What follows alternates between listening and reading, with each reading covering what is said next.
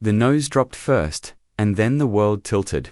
Darren Harrison felt his stomach rise into his throat as the single-engine Cessna carved a screaming arc toward the Atlantic, 10,000 feet of air collapsing beneath them in seconds. Through the cockpit doorway, he could see the pilot slumped forward, motionless, his weight pressing against the yoke. The ocean filled the windshield, a sheet of rippling blue rushing upward, closer, inevitable. In that moment, suspended between sky and sea, Harrison understood that the next decision would determine whether 3 men lived or died. His hands moved before his mind could catch up. Reaching over the unconscious body, fingers closing around the control stick with a grip born of pure survival instinct. He pulled back, slowly, carefully, the way you'd coax a frightened animal, feeling the aircraft shudder and resist before grudgingly leveling out. The horizon reappeared, a thin line of grace separating water from sky. And Harrison exhaled a breath he hadn't known he was holding. Behind him, the other passenger, Russ, stood frozen, his face white as paper. Both of them suspended in a silence louder than any scream. The morning had begun with laughter and the smell of salt air, with stories about fish that got away and plans for what waited back home in Florida. Now death sat in the pilot's seat, and a man who'd never flown anything more complex than a dream was the only thing standing between them and the sea. The day had started impossibly well. The kind of morning that felt like a gift wrapped in sunlight. Darren Harrison, a 39-year-old flooring salesman from Lakeland, Florida, had spent the last few days fishing in the Bahamas with friends, his feet propped up in the back of Kenneth Allen's Cessna Grand Caravan as they skimmed northward over water so clear you could see your own shadow on the bottom. Allen was an experienced pilot, a man from Lake Wales who'd flown this route dozens of times, and the flight back to Fort Pierce was supposed to be easy, routine, the kind of trip where you close your eyes and wake up on the other side. Harrison's wife Brittany was 7 months pregnant with their first child, a daughter they'd already started calling by name in whispers, and he was looking forward to being home before she even noticed he'd been gone. The sky was a flawless blue dome, the engines hummed their steady song, and for a few perfect hours it seemed like nothing could touch them. Life, in that crystallized moment, was exactly as it should be. Before we continue, leave your like, share our story, and subscribe to the channel. Thank you. Then Kenneth Allen said the words that shattered everything. His voice came quiet and strained, almost apologetic, as if he were embarrassed to interrupt the peace.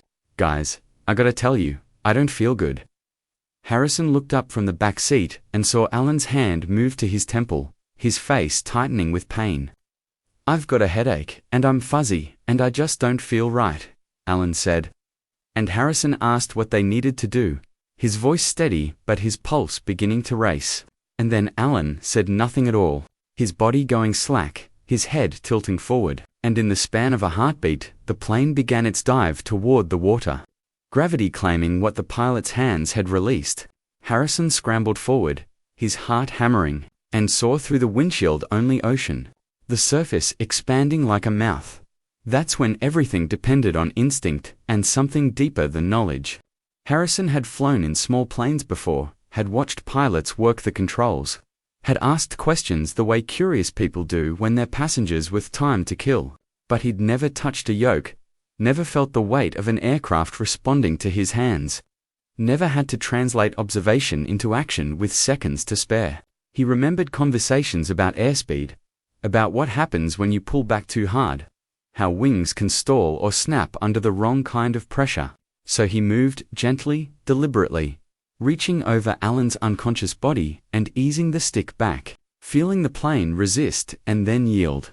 The nose lifting degree by degree until the world righted itself and the blue line of the horizon reappeared like a promise.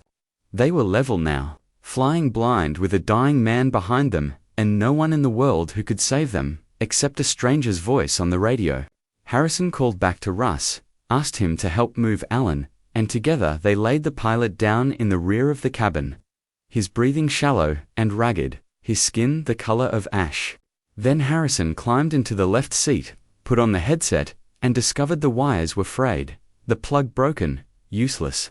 He grabbed Russ's headset and keyed the microphone, his voice steady despite everything, and spoke the words that would save them all.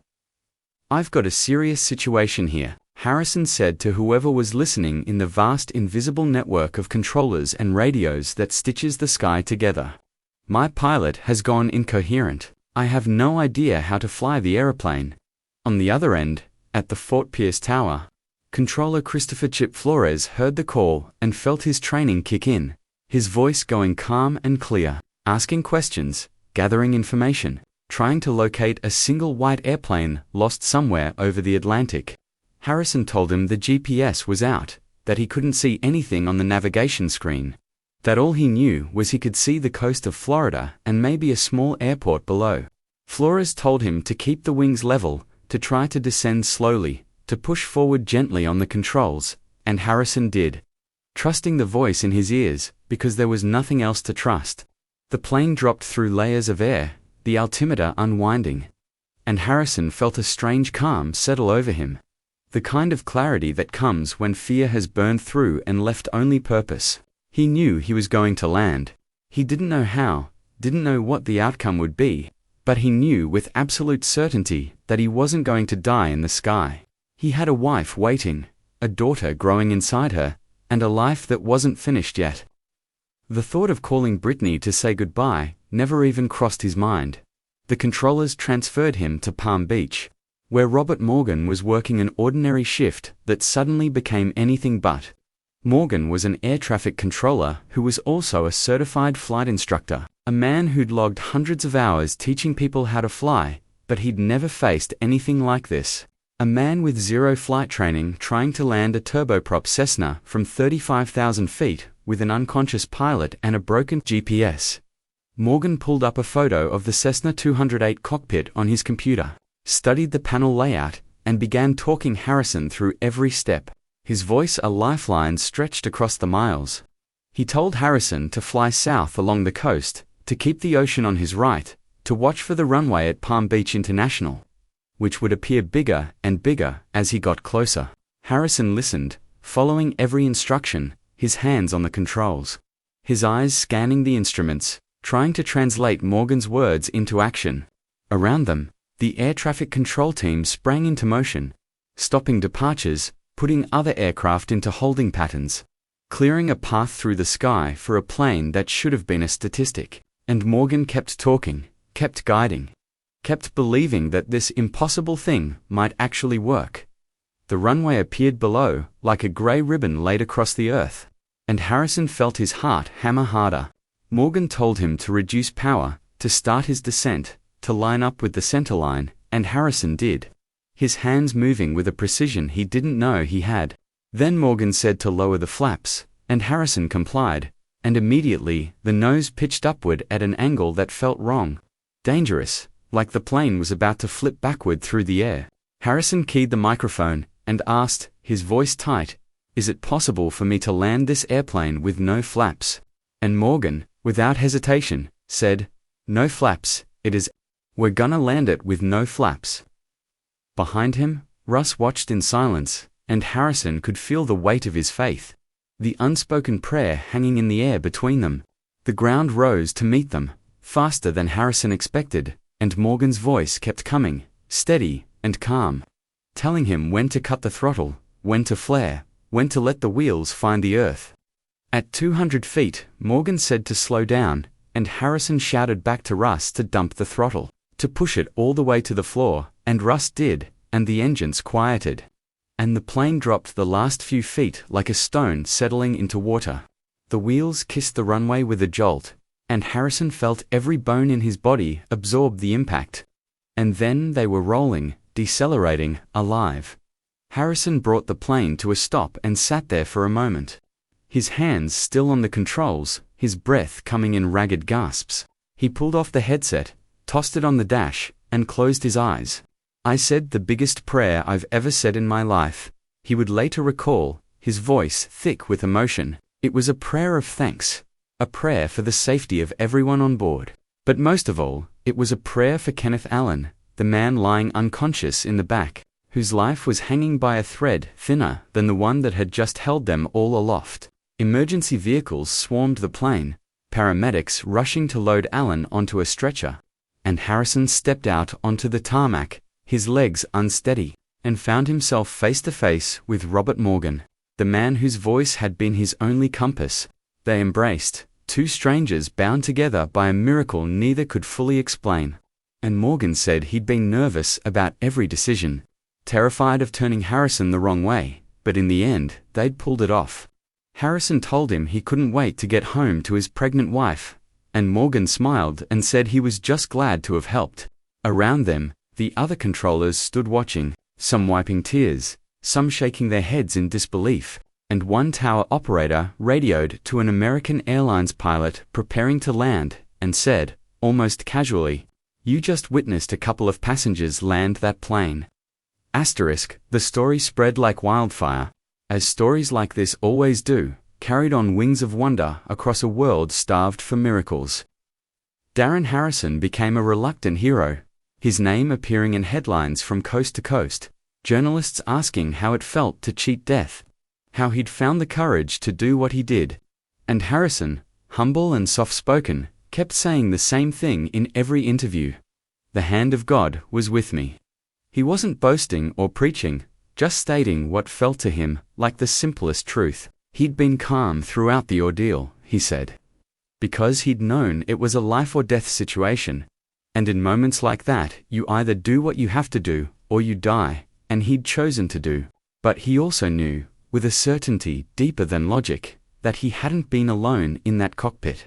Something beyond his own skill or knowledge had steadied his hands, had whispered the right instincts into his mind, had carried them all safely to the ground. Kenneth Allen survived, undergoing emergency surgery for an aortic dissection that kills half of all patients before they even reach the hospital. He was released from the hospital days later, alive against all odds. Another thread in a tapestry of grace that no one could fully unravel. And Darren Harrison went home to Lakeland, to his flooring business and his pregnant wife, and tried to return to the ordinary rhythms of life, though he knew he'd been touched by something extraordinary. In the days and weeks that followed, the air traffic controllers at Palm Beach International were honored for their quick thinking and professionalism. Their names added to the long list of people who do impossible things every day without fanfare. Robert Morgan received commendations, appeared on news programs, told the story of that afternoon with a mixture of pride and humility, but he always made sure to credit Harrison, the man who'd kept his composure when everything depended on it, who'd trusted a stranger's voice and followed it through the darkness. Morgan said that Harrison had been remarkably calm on the radio, that he'd asked smart questions and listened carefully, that his prior experience as a passenger in small planes had given him just enough familiarity to avoid panic. And yet there was more to it than that, something neither man could quite name, a presence that had filled the cockpit and guided the plane home. Harrison's wife Brittany, when she finally heard the full story, wept with relief and gratitude, thinking of her sister who'd lost her husband a year earlier while 6 months pregnant, thinking how close she'd come to the same fate. "God, we can't do this again," she'd prayed when the phone rang unexpectedly that day, not knowing yet that her husband was safe. And God, it seemed, had listened. The lesson of that day ripples outward in ways both seen and unseen, touching everyone who hears it. It's a story about courage, yes, but also about humility, about the willingness to admit you don't know what you're doing and ask for help. It's about the invisible networks of strangers who spend their lives making sure the rest of us can move safely through the world, and about the sudden grace that sometimes descends when we least expect it. Darren Harrison didn't set out to be a hero. He was just a man trying to get home to his wife, to meet his unborn daughter, to live the life that had been given to him. But when the moment came, he rose to meet it. Not because he was special or trained or prepared, but because he had no other choice. And in that rising, in that refusal to surrender to fear, he became a vessel for something larger than himself. Faith, in the end, is not about having all the answers or possessing unshakable certainty. It's about trusting that even when the pilot collapses and the plane nosedives and every system fails, there is still a voice that can guide you home. It's about believing that you're not alone, even when you're more alone than you've ever been, and that the hand of God can steady yours when your own hands are shaking. Darren Harrison landed that plane, but he will be the first to tell you he didn't land it alone. And so the Cessna Grand Caravan sits somewhere now, repaired and ready to fly again, its metal skin bearing no trace of the terror it once held. But those who were there that day carry the memory like a scar. That's also a blessing. A reminder that the line between disaster and deliverance can be as thin as a prayer, as narrow as a choice. Kenneth Allen returned to the sky, eventually. Grateful for the second chance he'd been given, grateful for the stranger who'd refused to let him die.